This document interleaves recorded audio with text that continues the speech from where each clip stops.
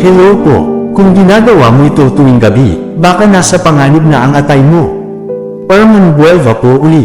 Ang atay o liver ang tumutulong maglinis ng toxin sa katawan at magproseso ng pagkain. Kapag palaging napapabayaan, maaaring ma-stress ang atay at magkaroon ng problema sa paglipas ng panahon. May ilang gawi sa gabi na maaaring makaapekto sa liver health kung madalas gawin. Mga gawi na dapat bantayan.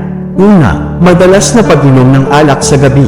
Ang sobrang alcohol ay isa sa pinakakaraniwang sanhi ng liver damage. Kapag palaging iniinom, maaaring magdulot ng fatty liver, liver inflammation, at cirrhosis sa matagal na panahon. Pangalawa, late night eating. Ang madalas na pagkain ng mamantika, processed o matatamis na pagkain sa gabi ay maaaring magdulot ng fat buildup sa atay, fatty liver disease, at metabolic problems. Pangatlo, sobrang matatamis na inumin. Ang sobrang soft drinks o sugary drinks ay maaaring magdulot ng fat accumulation sa liver. Ito ang isa sa mga dahilan ng non-alcoholic fatty liver disease. Ika-apat, kulang sa tulog. Sa gabi nagaganap ang recovery at repair process ng katawan, kabilang ang atay.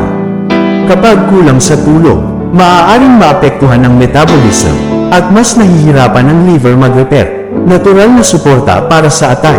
Una, uminom ng sapat na tubig. Nakakatulong ito para suportahan ang detox process ng katawan at makatulong sa liver function. Pangalawa, kumain ng mas maraming gulay at fiber. Ang pagkain ng gulay ay nakakatulong para suportahan ang digestion at mabawasan ang fat buildup sa liver. Pangatlo, limitahan ang alak at processed food. Ang pag-iwas sa sobrang alcohol at processed foods ay isa sa pinakamahalagang paraan para maprotektahan ang atay. Magpatingin sa doktor kung may pananakit sa kanang bahagi ng tiyan, matinding pagkapagod, paninilaw ng balat o mata, at pagkawala ng gana kumain. Ingat po palagi. God bless po.